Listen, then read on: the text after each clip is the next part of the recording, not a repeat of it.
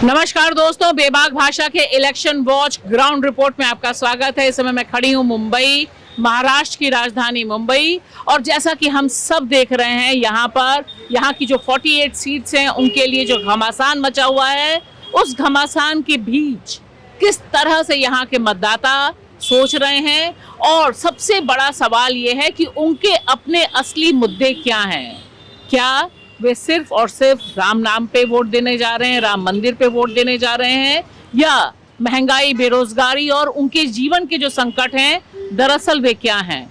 महाराष्ट्र बहुत अहम स्टेट इसलिए भी है क्योंकि पिछली लोकसभा चुनाव में यहाँ पर भारतीय जनता पार्टी ने 25 सीटें जीती थी। शिवसेना के पास भी बहुत सीटें थी और कांग्रेस का परफॉर्मेंस बहुत ही बुरा था। लेकिन तब से लेकर अभी तक महाराष्ट्र की राजनीति में जबरदस्त उतार चढ़ाव आया है। और यहाँ पर भारतीय जनता पार्टी के नेतृत्व में जिस तरह से इस राज्य की दो अहम पार्टियों के भीतर विभाजन हुआ है और एक एक धड़ा भारतीय जनता पार्टी के साथ गया है, शायद महाराष्ट्र की राजनीति में जो अस्मिता की राजनीति है, जिसे एक तरफ शरद पवार प्रेजेंट करते हैं और दूसरी तरफ शिवसेना प्रेजेंट करती रही है, उन दोनों में दो फाड़ हो गए हैं। सिर्फ इतना ही नहीं, महाराष्ट्र में भारतीय जनता पार्टी की जो वॉशिंग मशीन है वह भी सबसे तेज है। यहाँ पर जिन के खिलाफ प्रधानमंत्री नरेंद्र मोदी ने पब्लिक स्पीचेस दी थी, जैसे अजीत पवार, उनके बारे में बताया था कि करोड़ों का घोटाला है, जैसे ही वो भारतीय जनता पार्टी का दामन थामते हैं वे यहाँ के उप मुख्यमंत्री बना दिए जाते हैं। एकनाथ शिंदे इस समय यहाँ के मुख्यमंत्री हैं। यानी जो बड़े पैमाने पर फेरबदल हुआ है, तमाम द सो कॉल्ड भ्रष्टाचारियों को भारतीय जनता पार्टी ने, मोदी जी ने, अमित शाह जी ने अपनी वॉशिंग मशीन में डालकर साफ करके दोबारा से चुनाव में उतारा है। उसे महाराष्ट्र की जनता कैसे देखती है। और इसी से जुड़ा एक और अहम सवाल है शरद पवार जिस तरह से मराठा राजनीति, महाराष्ट्र की राजनीति के एक दूसरे ढंग के सूत्रधार रहे हैं, एक उनके साथ प्रेस्टीज जुड़ी रही है, उनके साथ जिस तरह का छल कपट हुआ, क्या वह एक इमोशनल मुद्दा बन पाएगा? क्या किसानों का मुद्दा एक इमोशनल और पॉलिटिकल मुद्दा बन पाएगा? सवाल इतने गहरे हैं, लेकिन चूंकि हमारे पास साधन सीमित हैं, इसलिए हम कोशिश करेंगे कि महाराष्ट्र की राजधानी मुंबई, जहां पर दरअसल दिल बसता है सिर्फ महाराष्ट्र के लोगों का ही नहीं, यहाँ पर उत्तर प्रदेश, बिहार, सब जगह से लोग आके काम करते हैं, झारखंड के लोग यहाँ काम करते हैं, उन सब से हम बात करेंगे और जानेंगे कि दरअसल महाराष्ट्र, मुंबई में क्या पॉलिटिकल पल्स है, लोगों के मुद्दे क्या हैं। हमारा यही कहना है कि रोड पे जो ठेला लगा के बैठे हैं, पुलिस वाले परेशान न करे, और जो नेता है वो बोले कि रोड सफाई करो, बाद में अभी तो वोट लेने आता है तो बराबर सफाई नहीं बोलता है, अभी रहने दो, वादा नहीं। जब नेता बन गया तो बोलते हैं थैला उठाओ, इधर से बड़ा साहब आ रहा है, नहीं उठाए तो पुलिस वाला डंडा मारता है। ऐसा नेता हमें नहीं चाहिए। हमारा नेता चाहिए गरीब का सहारा। एक चीज मेरे क्या लोगों को भी समझ में नहीं आ रहा है। आप बहुत अच्छे आदमी अगर हो, कोई आदमी घुसखोर है, चोर है, तो आपके पास जाने के बाद कैसे वो 2 दिन में ठीक हो जाता है? और ऐसे आधे कांग्रेस के लोग चोर थे, आप बोलते थे चोर है, घुसखोर है। आपके यहाँ जाने पे कम से कम 35 आदमी आपके पास 6 महीने के अंदर गए हैं। वो कैसे आपके यहाँ ठीक हो गए? आपके साथ में इलेक्शन लड़ रहे हैं, आप उनको टिकट दे रहे हो। और अगर वो घुसखोर हैं और जो नहीं घुसखोर है उसको आप अंदर कर देते हो, और जो घुसखोर है उसको लेके आप टिकट दे देते हो। ये चीज से लोग को ये जाता है मैसेज कि आप खुद गलत हो।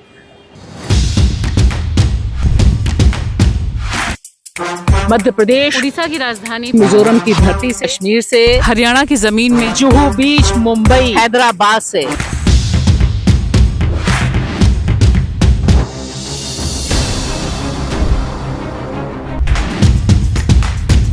वो सालों से बीजेपी आते, आरएसएस वाले सब ज़्यादा यहाँ पार्लियामेंट में ही है, यानी उनका ही गढ़ है ज़्यादा। मुद्दे यानी जो कहते हैं वो पूरा करते ही हैं काम, और सब भ्रष्टाचार वगैरह बहुत कम हो गया। ये सब मोदी जी की सबसे बहुत फर्क गिर गया है।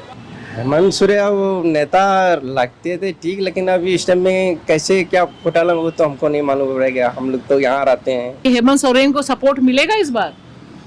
इस बार कुछ लोग तो बोल रहे हैं कि कुछ सपोर्ट करेंगे, लेकिन इस बार वो बोल रहे हैं कि नहीं सपोर्ट करेंगे हम लोग, लेकिन क्या होता है अब देखो क्या होता है। अभी नया कानून बन गया है कि रेडी पर आप नहीं लगा सकते, सड़क पे नहीं लगा सकते, मोदी जी कानून लेकर आए। हाँ तो फिर गरीब से वोट मत लो ना, गरीब से वोट क्यों मांगते हो? भिखारी की तरह इधर गाड़ी में क्यों आते हो? हमारे नेता को वोट दो, नेता को वोट दो, तभी तुम डरते नहीं हो, तभी तुमको कोई गोली नहीं मारता है। हाँ, और इधर से नेता जीत गया ना तभी बोलते ए ठेले वाले बनकर इधर से, इधर हमारा नेता आ रहा है। अब जब वोट लेने आते हो तभी तुम्हारा नेता डरता नहीं है, तभी गोली नहीं मारता कोई ठेले वाला। ये एकदम गैर कानूनी है। वो जो नेता, हमारा नेता कैसा रहे कि सबको सपोर्ट करे, ये जो महंगाई है वो हटाए, और गरीब का ठेला तो बिल्कुल हटना नहीं चाहिए।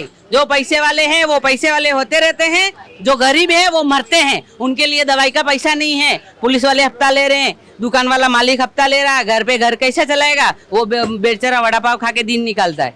हमारा नेता ऐसा हो, गरीब पब्लिक का सहारा हो, उसी को ही वोट देंगे हम। अच्छा, आप 4 से पार का एक नारा देते हो, आपके पास गुजरात पूरा था, पूरी की पूरी सीट 20 की 20, राजस्थान की पूरी थी, उत्तर प्रदेश में 76 सीट थी, बिहार की 39 सीट थी, महाराष्ट्र की टोटल सीट थी।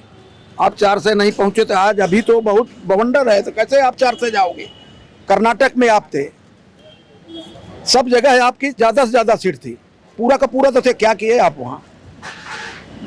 आपके पास तो पूरा उस समय पूरा था 19 में, अभी आप बोलते हो 4 से पार, अभी 4 से पार कैसे हो पाओगे? कभी नहीं, कोई सवाल ही नहीं है। मेरे ख्याल से एकनाथ शिंदे आना चाहिए अभी, क्यों एकदम एक्टिव मेंबर है, तो एकनाथ शिंदे ही आएंगे। आरएस की फायदा कैसा बता सकते हैं, मगर ऐसा है कि पूरा जो बीजेपी वाले जो है ना वो आरएस से ही जुड़े हुए हैं ना।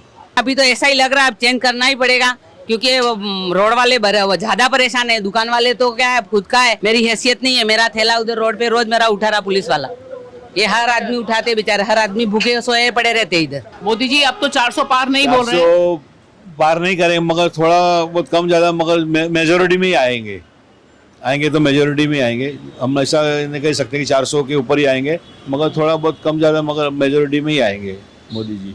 अभी एक कृपा शंकर गृह मंत्री यहाँ थे महाराष्ट्र के, कितना बड़ा स्कैंडल था, वो अभी भाजपा में वहां से टिकट लेके लड़ रहे हैं जौनपुर से। ये सब मुद्दे आप भले किसी सब डरते हैं, नहीं बताते हैं, लेकिन असला मुद्दा तो है कि आप वो कैसे तो आपके पास ठीक हो जाते हैं, उसका मेन मुद्दा क्या है? आप क्यों ऐसा करते हो? उनको हटाइए, फिर आप अच्छे हो। के बाद तो योगी जी है, उसके बाद तो योगी जी की, बाकी तो कोई नेता में कुछ इतना गट्स रहा नहीं है कि जो ये कर सके।